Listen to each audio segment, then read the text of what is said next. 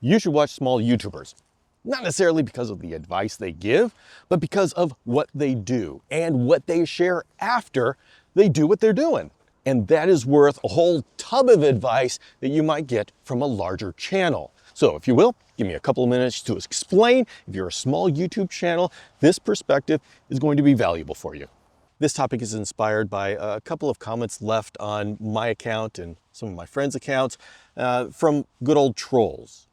Quote, "There wouldn't be haters out there if there weren't idiots on YouTube who think owning a camera makes them an expert or makes them qualified to talk about haters, trolls, etc."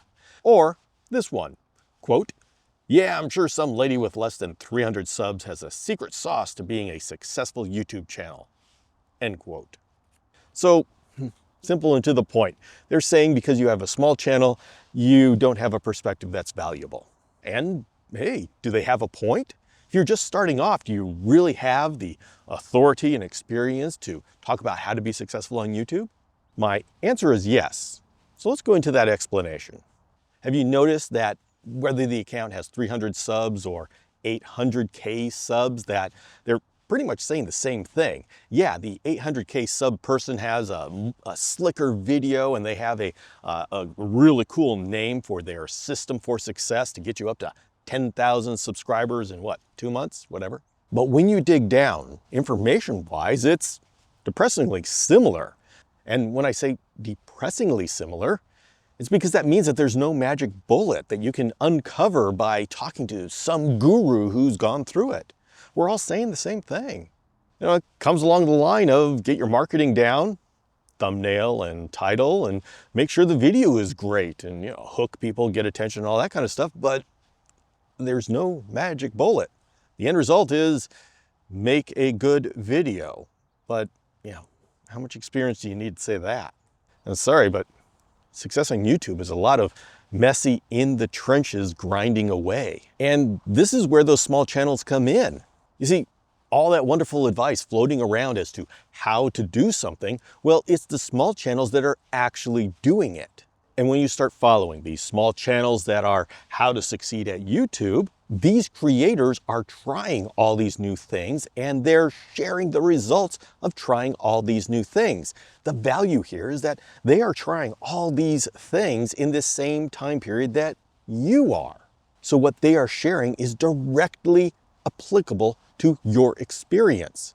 It's not remembered from 10 years ago. I follow a number of small channels, and the most educational thing for me is to watch them as the experiment with shorts, long form, different combinations, live sessions, working on the community, different frequencies of posting, because them doing that hits a lot differently than when a large channel does that. YouTube treats different sized channels differently. So what a large channel does is not directly applicable to me with my sub 300 subscribers at the recording of this video. You know what's valuable to me is to watch my cohort, the people who are at the exact same level as me, try these things out and then report back as to how well it worked.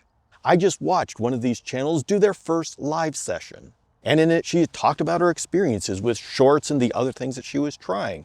And in the future video, I'm sure she's going to share the metrics of how that live session did. Where else are you going to get that kind of minute-to-minute information on something that is 100% directly relatable to what you're doing? Now, to extract this benefit, it does take a little bit of work. You can't just sit there and passively open up your head and let them pour stuff into your brain. You have to look at their channel, look at their size, see what's happened in their history, keep track of what's going on with them on a week-to-week basis. One of the creators that I'm following has a channel where they're talking about starting YouTube after 40. He's Dutch and he's figuring this thing out. Well, just recently he went off-road and just did a couple of videos on magnet fishing. What? Magnet fishing? And those videos got like 3 times the number of views that his other videos were doing. So, is this a case where he's going to pivot and he's going to change his topic of his channel? Well, I don't know. I don't even know if he knows. But it's incredibly educational for me to watch this happen in real time. What am I going to do when a little bit of off-topic video takes off more than my main topic videos? Well, I don't know. We'll have to see what happens when that happens. But I can tell you, if that does happen to me, I will know somebody that I can approach and say, hey, tell me what you were thinking during this time. I follow a marketing professional, also sub 300 subscribers. And he just got done with doing a daily long form video challenge. He did it for an entire month. And you know what? He didn't get a whole lot of response from YouTube on that. His channel didn't blow up. I mean, he created a very nice base of videos, but his subscribers didn't shoot up. His views didn't shoot up. And so there's a learning experience in itself. If I want to post something every day, maybe I shouldn't expect it to spike and all of a sudden I go to fame and stardom because I watched it in real time. If you're following this channel, you know I did the exact same thing. I did it for other reasons, but now I have 2 data points on posting every day for a month. And the important thing is I'm not getting that from somebody who's got hundreds of thousands of subscribers. If they posted every day for a month, they'd get much different responses from the algorithm and their audience. So if you're going to get the exceptional value out of these small channels, what I'm talking about, you have to come at it not as a passive, give me the information, but as an active, okay, these are all part of my cohort. These are people who are trying at the same time as me, and we're going to grow together. You watch them and the new things that they do. You listen to their videos when they tell about the results of what they did. If you want that real YouTube life, it's not in the videos that they're doing, it's with the creators who are doing the videos. Now, for the cohort method, hey, I got a name for it now. Maybe I should be a big YouTuber. For the cohort method to work, you need to go around and look for channels that are about the same subscriber size as you are. And you start to go on their channel and watch their videos. Comment in their comments section. Intelligent comments, not just, hey, good video, but actually watch the video and give a comment that is intelligent and shows that you thought about what they said. And none of this humble bragging stuff where you try to grab the spotlight for yourself. Go on the comment section and help develop the conversation between the creator and the people in the comment section. Be a good audience. And then maybe they will come over to your channel and they'll check out what you're doing. Before long, you have this unofficial cohort of people who are going through the same experiences at roughly the same level. And like every part of human existence, some people in this cohort, and I'm using a formal name. There doesn't have to be a formal agreement between all of you that you're a cohort and you're going to do this together. You're just comment buddies, maybe. But you will see some people in your cohort, allow me to use that word, that will shoot past everybody else. They'll go into different cohorts before everybody else. And that's okay. Good for them. There will be some people that just lag behind, maybe for no discernible reason. Nobody can figure out how come they're not popping off because, boy, they've got great videos. That's just part of it. And most of you are just going to be grinding away and slowly growing until, one of you hits the lottery and then boom, you're shot through the stratosphere. But that's the YouTube experience. What I'm suggesting is that the people in your cohort have more valuable experiences than the people with real slick courses and names for their system. And allow me to give you a very valuable piece of advice. It is too easy to fall into the trap of judging the experience of the person based on the subscriber count of their channel. True, that shows their experience on YouTube. But we're talking about people who have decades of rich life experience. Their subscriber count on YouTube is only a measurement of how much experience they have with this one particular tool in sharing that rich decades worth of life experience. Don't fall into the trap of discounting these creators because they're still trying to figure out how to put 30 years of experience into 60 seconds of shorts video. Now, I talked about this cohort as if it's like an unofficial thing where you're just all commenting on each other's videos and such. But if you click with these creators, there's opportunities to do more than just kind of grow at the same level. You can start collabing with these creators.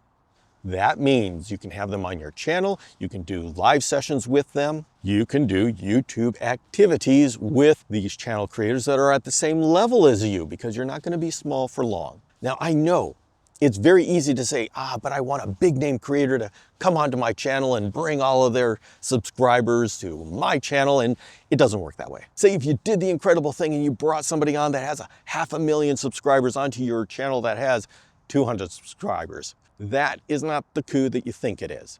You will get a large spike in views and you'll get a large spike in watch hours. But the people who are subscribed to that large channel are looking for that level of quality of video. And your channel of 200 subscribers probably doesn't have that. And so they're not going to stick around. You're going to have a big party and then everybody's going to leave. But say if you're 300 subscriber channel and you collab with another 300 subscriber channel, well, you're now collabing with somebody who has an audience that is looking for small YouTube channel videos. And you will get more subscribers from this pool of subscribers than you will from the 500,000 subscriber sized channel. And before you get competitive, remember, this isn't a zero-sum game. These people can be subscribers to both of your channels and they can enjoy both of your channels. You're not giving anything up by exposing your subscribers to another creator who's doing basically the same thing that you are. In fact, subscribers love the feeling of community. And so if that subscriber says, oh, hey, we've got this little community of YouTube creators that you can be part of, like a ring of people, and they're a group that get along and they share with each other, that feeling that they're part of a community is powerful. So collabing is an amazing tool that we have. It is tricky, no doubt. There are complications, but it's an option that's available to you if you start working with other creators around the same size as you. And how do I know all this, you might ask? Well, yeah, I've just started this channel here on YouTube, but I've been a content creator for 10 years now. Hundreds of episodes of podcast, almost 800 videos on my other YouTube channel, a vibrant newsletter, and active community. So if you judged me just on having a small YouTube channel on this new channel, then you would have missed out on the fact that I am highly experienced on live stream. I've been doing 2 to 4 live streams per week for the last 3 years. And this channel is soon going to specialize in helping people start with live streams. And all it takes is for 1 or 2 or some of those videos to pop off, and maybe by the end of the year I have 10,000 subscribers. Who knows? Do I all of a sudden know what I'm talking about because I just had a viral video? Some random viral video that I had no idea would go viral? The answer, of course, is I'm still the same person. And I'm gonna grind away at this channel, and I'm gonna share what I have to offer. And in a year, I may be at 10,000, 50,000, or I may be at 800 subscribers. I don't know, but I do know that I'm going to be hanging out with the channels that are at my size, and I'm going to be learning everything about being a channel at this size at this time. And you're saying, whoa, Bill, you got another YouTube channel that's mature? Yeah, it's mature. But when I got my first 1,000 subscribers way back then, it was a much different world than it is now. There were no shorts, there were no lives. The landscape is different. And I don't want to hear about the people who got their 1,000 subscribers back then. I want to hear from the people who are doing it now. And so, is watching small YouTube channels worth your time? Well, the space between 0 subscribers and 1,000 subscribers is the most dynamic and action-packed of the entire YouTube journey. And if you are a small YouTube channel, it's the most relatable. And right now, those are my people, and I want to watch them succeed.